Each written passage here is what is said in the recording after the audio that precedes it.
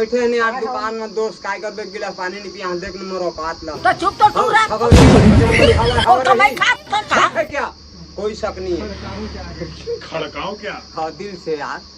क्यों मैं भड़कूंगा ना भड़कूंगा नहीं सीताराम सब संग बली हवा और रही संगवारी हो मन जाथन दुर्गेश नाई से मिले बार और मोर नाम भी दुर्गेश है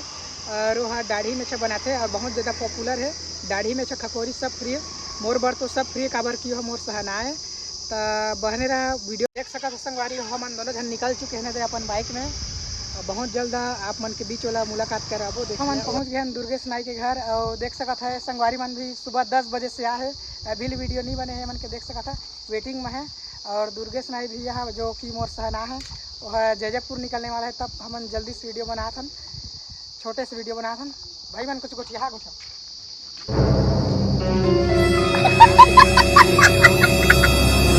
लजात है भाई मन संगवारी हो हमारे भैया सहना है जो दुर्गेश नाई से होकर से मिलवा था आप मन ला दुर्गेश नाई 20 रुपए दाढ़ी खखोरी फ्री माँ कसम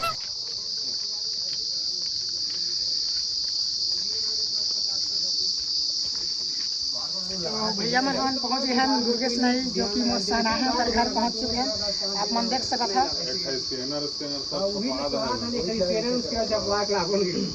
कुछ लिख रहा है हमारे भैया सहना दुर्गेश नाई आप मन देख सका था बैठे नहीं यार दुकान में दोस्त काय कर बेग गिलास पानी नहीं पिया देख न मरो काट ला